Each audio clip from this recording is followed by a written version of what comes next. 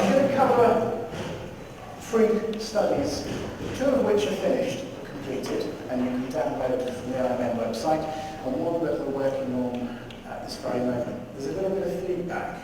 Is that because I'm... Right. Okay. So the first one that we produced around about a year ago now looked at private sector procurement policies, and it's a subject that we've already touched on today. And we looked at the influences on the private sector. So where do these policies come from? Do people in the larger timber importers and the retailers, do they just dream these up, or are they influenced in some way? We identified 65 different influences. Organisations, governments, NGOs, trade federations, all trying to help, trying to influence. We also looked at 20 of the larger buyers, including retailers, some of the larger importers, and looked at the contents of their policies. And we found that of those 19, as you might expect, would actually had a policy that we were able to actually identify, download, and read the policy, so they're not always available, 17 of them. 16 of those 17 actually had a policy that promoted certification, 13 particularly made reference to legality, and only 2 made reference to Flegt licensing. It's only a small sample of 20 large companies, retailers, importers, but I think it shows we've got some way to go in getting... Is there horrible feedback, or is it just me hearing it? I'm looking to the engineers at the back. Sorry, I find it very distracting. Can we just turn something down a bit? Turn me down, or turn...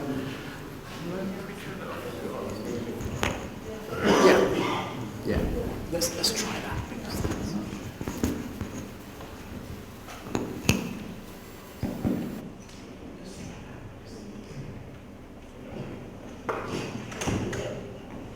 Does that work? Yeah, that's better. You can all go to sleep quietly now. Okay. So this suggested in the private sector there's a long way to go. And again, the sort of recommendations that we come up with, I'm not going to dwell on these, you can read the report, but they're very similar to some of the recommendations we had earlier. How do we get Flegt on the map in the private sector? You're all here, you're all interested, you may not like it, you might like it, but there's a lot of people who aren't here, who aren't buying into this, who don't understand it. So communicating what it means, engaging those organisations who are out there that are trying to influence the market in some way, what people buy, what they specify, to maximise the communications around the benefits of the TLAS systems and what they bring. That was looking at the private sector, and there's a report, as I said, that you can download and look at and compare yourselves if you like. But we also looked at the public sector, so we were just talking a minute ago about government procurement. And there's a study which I think is very close to being published where we've looked at all 28 EU member states at a federal level at their policies. And we've also looked at the local government and their policies and the interaction between the two. And the coverage of those policies. And what you can hopefully see, furniture is covered by 19 of the member states' policies. So supplying into that market, the chances are the government will have a policy. Paper is well covered. Timber used in construction is covered by about half of the member states. And there are 13 countries in the EU where they cover all 3 of those, and there are specific EU regulations around, well not regulations, apologies, there are EU policies of which many of these are based upon, and they mirror them. But again, the important thing is, again, it's not comprehensive. The top part of those charts indicating where the gaps are. So not every member state federal government has a comprehensive purchasing policy. So whatever's in it, whatever the content, it's just not there in many cases. So those states that do have policies talk about an acceptable proof of legality, proof of sustainability. In some cases, proof of legality and sustainability. And there are 22 that, in fact, accept certification. And let me just put there are 18, again, at the federal government level, that accept Flegt as proof of legality, in some cases of sustainability, I think in 2 cases. There are others that have a vaguer, greyer wording that accepts other forms of proof of legality, and a number of them also accept eco-labels, which are particularly strong for furniture and in the paper sector. But only 18 of the 28 member states have a mandatory purchasing policy. A lot of them either don't have policies or they are voluntary. So it begins to suggest that government purchasing policy should have a major impact. It doesn't always filter down into the reality of the purchasing decisions. And if we go a little bit further, we need to look at local government. Your autonomous authorities, their equivalents across Europe, actually extremely important. But of those, we can only find 2 that are mandatory. So most of them are voluntary. So there's a lot of room for non-compliance with purchasing policies. And perhaps it's hidden at the bottom here, but 70% of purchasing, government purchasing, is done at that local level. Those town and city councils, regional authorities, they're the ones that are doing most of the buying. It's not the big ticket federal projects that are buying all of the wood, all of the cement, all of the steel. And so there's a worrying gap between the 2. Now, here's my Flegt tea cake. Now this is, I'm not sure if this is for Chris's benefit or our Indonesian colleagues' benefit, but this Flegt tea cake is the big European market for the Flegt tea wood. And thinking and reading all about the government procurement policy, we think there's a huge driver, there's a powerful force, because we have the UTR and we have all of these government policies that are going to create a space for us in that marketplace. But unfortunately, the cake starts disappearing because, first of all, there are some states that don't have a policy. Why would they buy Flegt tea? They don't have a policy for anything. Certified as well. There are member states that have policies, but they're not relevant for timber products. There are other ones that only have a policy that says we'll buy certified products. Okay, that's kind of useful, but it's not really what we're here for. So the cake is disappearing. There are some that have, as I've stressed several times, voluntary policies, which often are pretty meaningless. And then there are others that don't monitor the performance. You can see my cake is completely disappeared. But what I'm stressing is, don't look at my advice, and I think the report, what it says is, yes, purchasing policy by governments. The governments are a massive market. They buy a lot of the wood, they specify a lot of the wood in Europe on the market. But at this moment, in terms of supporting the Flegt tea process, the VPA process, they're not in a great position. They're not the remedy. And there's a lot more work to be done from the EU level, the Commission level down, to push governments more to actually enforce their policies and to use them, and to have less voluntary and more mandatory at all levels of government. And if that happens, then there will be a push from that part of the market. But at the moment, and you will have your own experiences of trying to deal with government contracts in different places, maybe there is that, but my point is that there isn't a huge driver coming from those markets. Now, do we have a plan B here? Okay. Okay, we'll go. Okay. That'll do. Right, this is a horribly complicated maze. constraints, but I talked about the mix of different drivers. Why do companies, why do governments make decisions about what they will buy and what they will not buy? And when you sit down and try and analyse all of that, you come up with some horribly complicated drawing like this. I'm not going through all the detail here, but somewhere you'll recognise yourself in this map.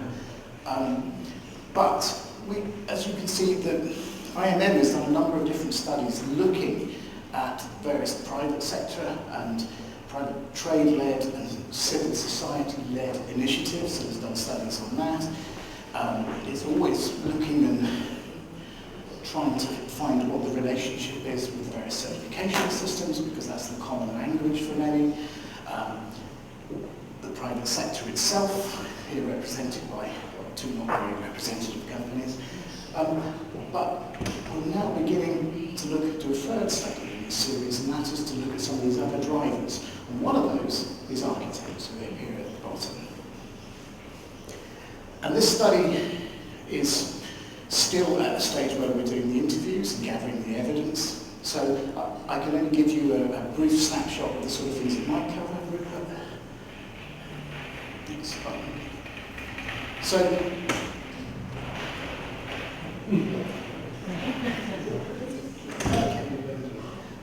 well, first of all, there's a lot of architects in Europe. It seems to be, we perhaps all chose the wrong career option. There's 500,000 plus architects in Europe. And if we just scroll down these and go through the whole lot, please. No. Lovely. And there's 50,000 architects here in Spain, so 10% of Europe's architects are here.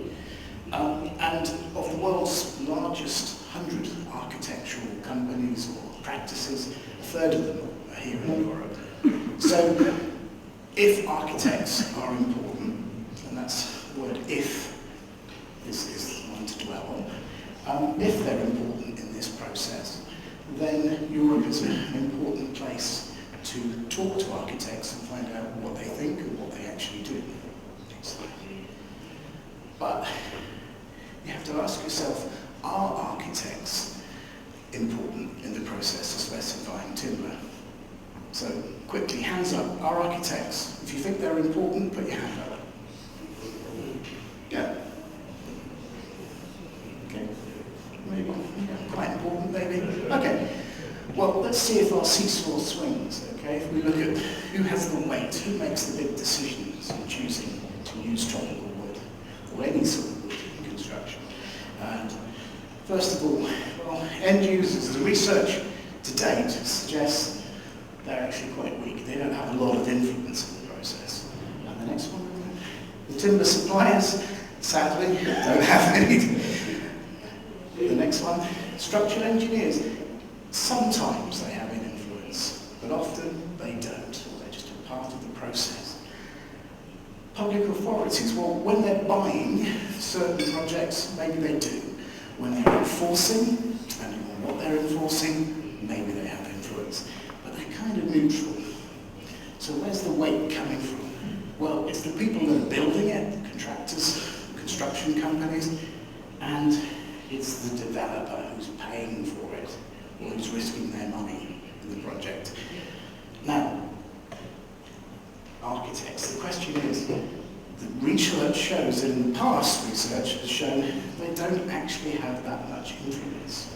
They're a system integrator, and they have a vision for the overall project, but how it's delivered often is more down to the construction company and to the people that are writing the checks, and not necessarily to the rest of us who are probably in this side. So that's the question we're trying to ask. So we're trying to confirm that, or find out whether that is no longer true, and certainly for tropical timber. So that's part of our survey, is to find out, was that correct? Okay, let's look at how more, I think. So we're doing interviews at this moment across 7 different countries, talking to some of the largest architects and to a lot of smaller ones as well. We're looking in 2 different areas. One is just to look at timber generally. That could be softwood, it could be tropical hardwood. etc. And just look to see how that compares in their perceptions to other materials.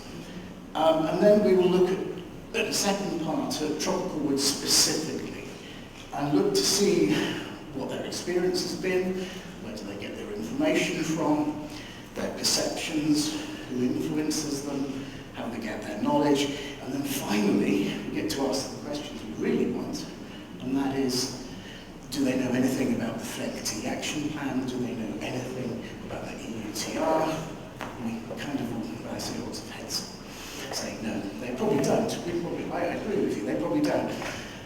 But we can only ask that question when we've actually got the background to where they stand just on timber generally, and then on tropical timber, and finally, how do they see what is being offered here, what the offer is, which is Flegt licensed.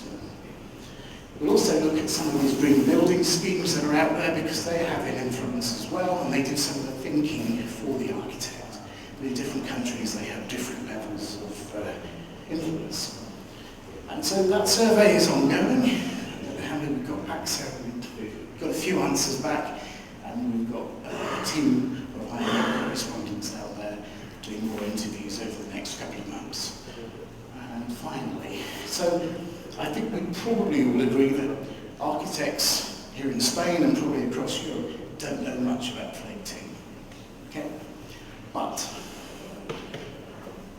you probably have had some experience somewhere in your career of trying to work with architects, trying to influence them, specify your product or a type of material. So if you have, we're very interested in what do you think they actually know? Do they really understand these issues? Are they able to make a decision about the choice of a tropical wood, of using a tropical wood with Flegt licensing? And the next one, do you think if we get the messaging right around Flegt, will they make a more informed choice? Will it actually influence them in that choice? That's what I'd be very interested in hearing back from you. We'll do that in groups.